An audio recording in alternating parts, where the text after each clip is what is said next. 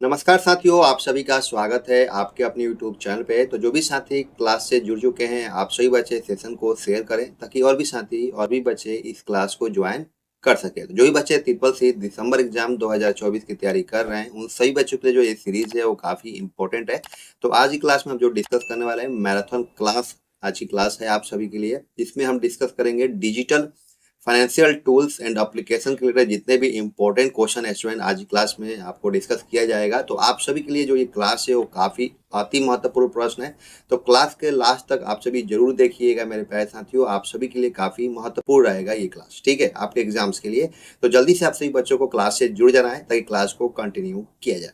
और regular classes हमारी रात के 8 बजे होती है, तो रात के 8 बजे आप सभी क्लासेज को जरूर ज्वाइन कीजिए और प्रैक्टिस कीजिए। जितना प्रैक्टिस करेंगे उतना ही आपको बेनिफिट्स मिलेगा। और जो भी बच्चे क्लास में पहली बार आए हैं तो आप सभी प्रीवियस क्लास को अवश्य देखें। प्रीवियस क्लास भी आप सभी के एग्जाम्स के लिए काफ़ी इंपॉर्टेंट है, ठीक है। प्रीवियस क्लास को देखने के लिए क्लास के डिस्क्रिप्शन में आपको लिंक ऐड कर दिया गया है, वहां से जाके आप सभी क्लासेज लाइन बाय सभी क्लासेज को देख सकते हैं, ठीक है। तो चलिए बिना देरी के क्लासेज को हम स्टार्ट करते हैं। आशा है कि आप सभी अच्छे से तैयारी कर रहे होंगे, स्वस्थ होंगे, मस्त होंगे। अगर आपको किसी भी तरीके की अगर आपको डाउट्स है तो आप हमसे क्लियर कर सकते हैं। व्हाट्सएप पे हमें कंटेक्ट कीजिए, आपको पूरी सहायता की जाएगी। चलिए स्टार्ट करते हैं। आज की जो क्लास का पहला प्रश्न है आपके स्क्रीन पर। पहला क्वेश्चन है कि WordPress type pad and expression engines can all be used for WordPress type pad और एक्सप्रेशंस इंजन सभी का उपयोग किसके लिए किया जा सकता है। क्वेश्चन है मेरे प्यारे साथियों कि वर्डप्रेस टाइप पैड और एक्सप्रेशन इंजन सभी का उपयोग किसके लिए किया जाता है, आप सभी साथियों को बताना है। आज जो भी बच्चे हमारे साथ लाइव क्लास में जुड़े हुए हैं, आप सभी बच्चों को लाइव चैट में सभी क्वेश्चंस का आंसर देते चलना है मेरे प्यारे साथियों, क्योंकि इससे आपको ये मालूम चलेगा कि आप कितने क्वेश्चंस को सही कर पा रहे हैं। तो मेरे प्यारे साथियों, बिल्कुल अपनी ईमानदारी से प्रैक्टिस सेट को कीजिए। ये प्रैक्टिस सेट जो है ना आपके एग्जाम्स के लिए काफ़ी इंपॉर्टेंट है। तो आप सभी बिना लापरवाही के बिल्कुल ईमानदारी के साथ क्वेश्चंस का आंसर दीजिएगा लाइव सेक्शन में, ठीक है। और प्रयास कीजिएगा कि जितना आप ईमानदारी से अपने प्रैक्टिस सेट को करेंगे उतना ही आपके अच्छे ग्रेड से पास आउट आप हो सकेंगे। इससे आपको मालूम चलेगा ना कि आप कितने क्वेश्चंस को सही कर पा रहे हैं, ठीक है। क्वेश्चन है कि वर्डप्रेस टाइप पैड और एक्सप्रेशन इंजन सभी का उपयोग किसके लिए किया जाता है। तो ऑप्शन में जो सी हो जाएगा मेरे प्यारे साथियों, ये हो जाएगा आपका करेक्ट आंसर, ब्लॉगिंग के लिए किया जाता है।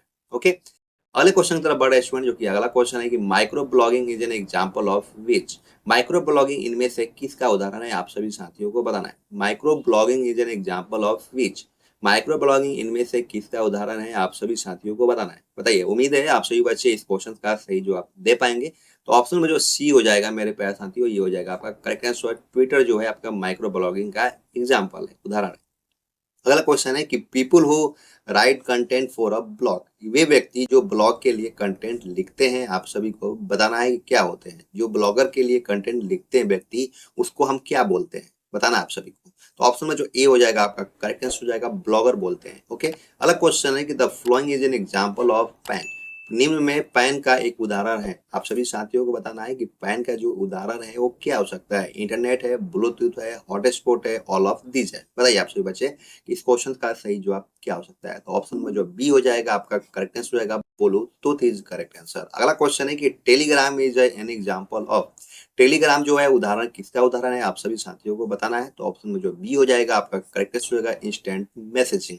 अगला क्वेश्चन है कि device that are used to transmit data over telecommunication lines. ऐसे डिवाइस जिनका प्रयोग टेलीकम्युनिकेशन लाइनों पर डाटा ट्रांसमिट करने के लिए किया जाता है। बताना आप सभी साथियों को कि इस क्वेश्चन का सही जवाब क्या होगा। आज जो भी बच्चे हमारे साथ क्लास में जुड़े हुए हैं, आप सभी बच्चे क्लास को लाइक कीजिए, शेयर कीजिए, ताकि और भी बच्चों को इस क्लास से हेल्प मिल सके। ताकि जो बच्चे ट्रिपल सी दिसंबर एग्जाम की तैयारी कर रहे हैं, तो मेरे प्यारे साथियों, आपके एक शेयर करने से और भी बच्चों को अगर क्लास से हेल्प मिलती है तो इसमें आपको काफ़ी ज़्यादा बेनिफिट है, ठीक है।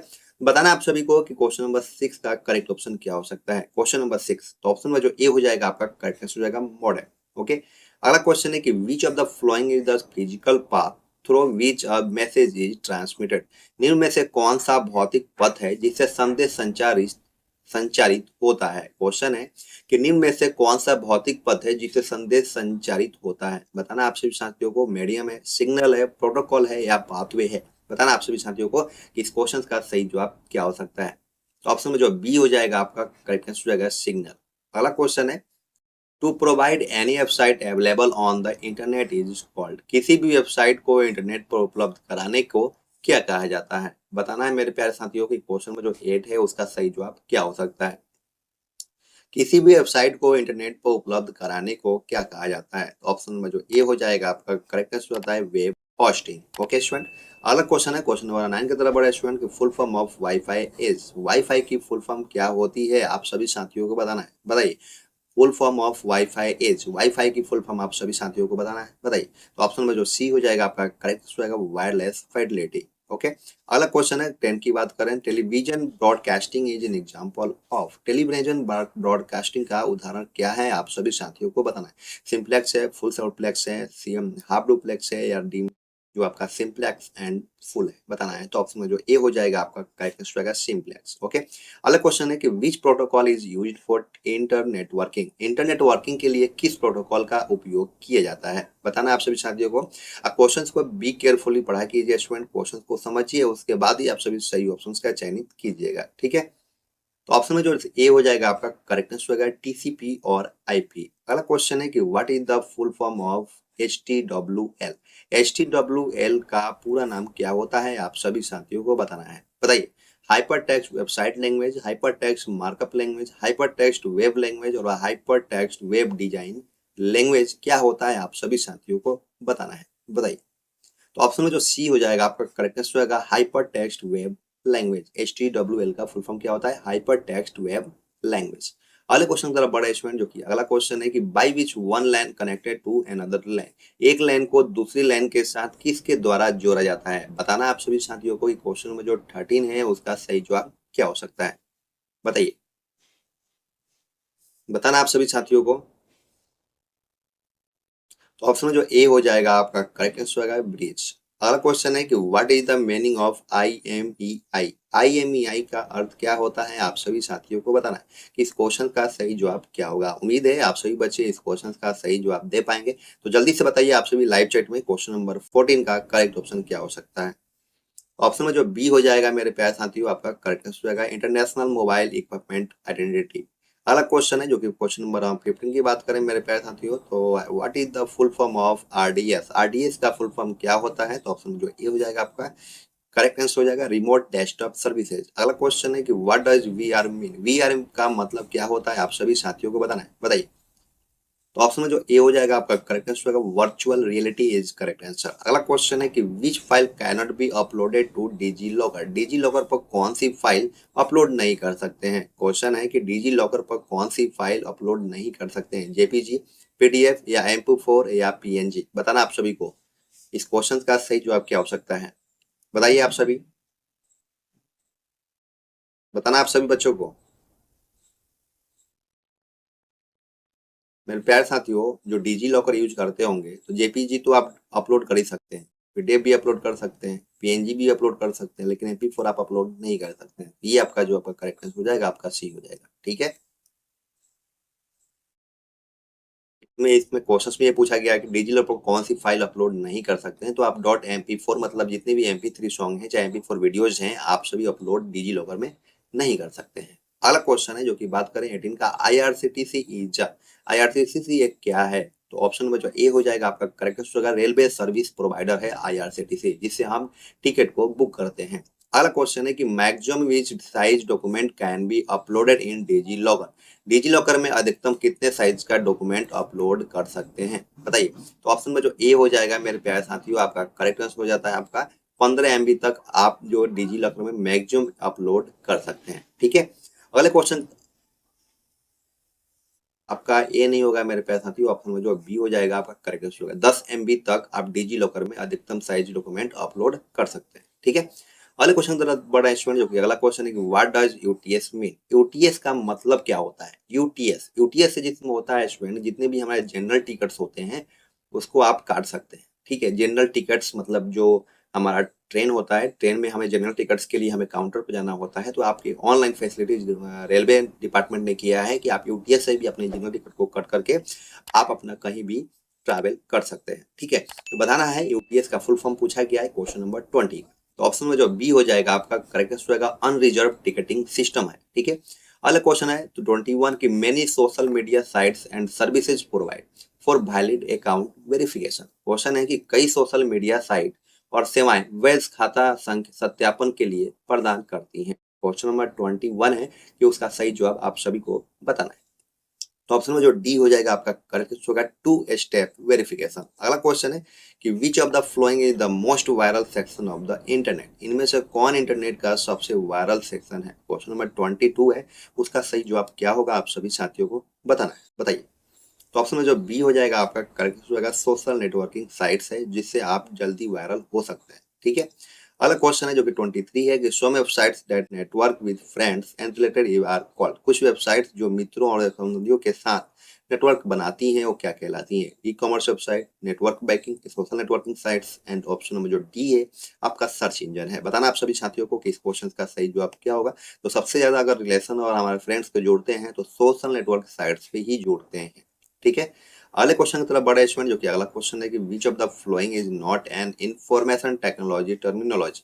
निम्नलिखित में से कौन सा सूचना प्रौद्योगिकी शब्दावली नहीं है। बताना है। क्वेश्चन नंबर 24 है, उसका सही जवाब क्या हो सकता है। उम्मीद है आप सभी बच्चे इस क्वेश्चन का सही जवाब दे पाएंगे, बताइए। बताइए निम्नलिखित में से कौन सा सूचना प्रौद्योगिकी शब्दावली नहीं है। तो ऑप्शन में जो ए हो जाएगा आपका करेक्ट हो जाएगा लाइट स्टोरेज। अगला क्वेश्चन है कि in SMTP M stand for. SMTP में एम से तात्पर्य है, क्या तात्पर्य है आप सभी को बताना है। तो ऑप्शन में जो बी हो जाएगा आपका करेक्ट हो जाएगा आपका मेलिंग से तात्पर्य है। अगला क्वेश्चन है कि what does SMTP signify. SMTP क्या दर्शाता है। क्वेश्चन नंबर जो 26 है उसका सही जवाब आप सभी को बताना है, बताइए। तो ऑप्शन में जो बी हो जाएगा आपका करेक्ट होगा सिंपल मेल ट्रांसफर प्रोटोकॉल होता है, ठीक है। अगला क्वेश्चन है कि full form of www is. www का फुल फॉर्म क्या है। आज जो भी बच्चे क्लास से जुड़े हुए हैं आप सभी बच्चे क्लास के लास्ट तक जरूर बने रहिएगा। स्टूडेंट आपके लिए एग्जाम्स के लिए एक एक क्वेश्चन काफी महत्वपूर्ण है, तो एक भी क्वेश्चन को आपको मिस नहीं करना है। बी केयरफुली क्वेश्चन को पढ़िए, समझिए, उसके बाद आप सभी सही ऑप्शन का चयनित कीजिए लाइव चैट में। क्वेश्चन नंबर 27 है कि फुल फॉर्म ऑफ www का आपका फुल फॉर्म क्या होगा आप सभी साथियों को बताना है, बताइए। ऑप्शन जो सी हो जाएगा आपका करेक्ट हो जाएगा वर्ल्ड वाइड वेब। अगला क्वेश्चन है कि can among a group of people by instant messaging. Instant messaging के द्वारा लोगों के समूह के बीच क्या कर सकते हैं। बताना आप सभी बच्चों को इस क्वेश्चन का सही जवाब क्या हो सकता है। तो ऑप्शन नंबर जो डी हो जाएगा मेरे प्यारे साथियों ये आपका करेक्ट होता है, क्योंकि मैसेजिंग के द्वारा लोगों के बीच आप कुछ भी शेयर कर सकते हैं, वीडियो क्लिप शेयर कर सकते हैं, फोटो शेयर कर सकते हैं, चैटिंग कर सकते हैं। तो इसलिए जो आपका ऑप्शन जो डी हो जाएगा आपका करेक्ट हो जाएगा ऑल ऑफ दिस। अगला क्वेश्चन है कि एग्जाम्पल ऑफ रीडिंग और learning a subject with the help of internet. Internet की मदद से किसी विषय को पढ़ना या सीखना उदाहरण है क्या। बताना है आप सभी बच्चों को कि इस क्वेश्चन का सही जवाब क्या हो सकता है। इंटरनेट की मदद से किसी विषय को पढ़ना या सीखना उदाहरण है क्या। तो ऑप्शन में जो बी हो जाएगा आपका करेक्ट हो जाएगा ई लर्निंग होता है, ठीक है। अगला क्वेश्चन की बात करें मेरे प्यारे साथियों कि through which internet was started in India. Bharat में इंटरनेट किसके माध्यम से शुरू हुई थी आप सभी साथियों को बताना है। क्वेश्चन नंबर जो 30 है उसका सही जवाब क्या हो सकता है। तो ऑप्शन में जो बी हो जाएगा आपका करेक्ट हो जाएगा VSNL के द्वारा इंटरनेट को शुरू किया गया था भारत में पहली बार, ओके। अगला क्वेश्चन की बात करें कि what is the user name in email address Lochan computer info@gmail.com। बताना आप सभी को कि हमारे जो लोचन कंप्यूटर info@gmail.com है उसका यूजर नेम क्या हो सकता है। बताना आप सभी बच्चों को कि इस क्वेश्चन का सही जवाब क्या हो सकता है। तो ऑप्शन में जो ए हो जाएगा आपका करेक्ट आंसर होगा लोचन कंप्यूटर जो है मेरे प्यारे साथियों ये जो आपका पार्ट होता है ये आपका क्या होता है यूजर नेम होता है। क्या होता है यूजर नेम। इसीलिए जो ये आपका ऑप्शन जो ए है आपका करेक्ट आंसर हो जाता है। अगला क्वेश्चन है कि what is the meaning of MAC address. MAC address का अर्थ क्या होता है। बताइए मेरे प्यारे साथियों क्वेश्चन में जो 32 है उसका सही जवाब क्या हो सकता है। उम्मीद है आप सभी बच्चे इस क्वेश्चन का सही जवाब दे पाएंगे, बताइए। क्वेश्चन नंबर 32 का तो ऑप्शन में जो ए हो जाएगा आपका करेक्ट होगा मीडिया एक्सेस कंट्रोल। और अगला क्वेश्चन है कि when sending on an email which line describes the content of message. Email भेजते समय कौन सी लाइन संदेश की विषय व वस्तु के बारे में बताती है। बताना आप सभी को कि इस क्वेश्चन का सही जवाब क्या हो सकता है। तो ऑप्शन में जो सी हो जाएगा आपका करेक्ट होता है सब्जेक्ट। अगला क्वेश्चन है कि error is also called. Error त्रुटि को भी कहते हैं। बताना आप सभी को। तो ऑप्शन में जो सी हो जाएगा आपका करेक्ट होता है बग बोलते हैं। एरर जो भी एरर आता है उसको हम क्या बोलते हैं बग। अगला क्वेश्चन है कि in which case often email happens, prime email किस केस में होता है। क्वेश्चन नंबर जो 35 है उसका सही जवाब आप सभी को बताना है। उम्मीद है आप सभी बच्चे इस क्वेश्चन का सही जवाब दे पाएंगे। उसमें जो ए हो जाता है आपका करेक्ट आंसर होता है लोअर केस। अगला क्वेश्चन है कि at the rate is use to add in a email address. Email address में एट द रेट का उपयोग किसके एंड करने में करते हैं, ऐड करने में करते हैं, आप सभी बच्चों को बताना है। बताइए। तो ऑप्शन जो सी हो जाएगा आपका करेक्ट होता है, यूजर नेम को ऐड करने में करते हैं। अगला क्वेश्चन है कि http www.google.com is an example of, बताना आप सभी को कि किसका उदाहरण है। जो http www.google.com is an example of, बताना आप सभी URL है, ब्रॉडबैंड है और प्रोटोकॉल है या एन एक्सेस कोड है, बताना आप सभी बच्चों को।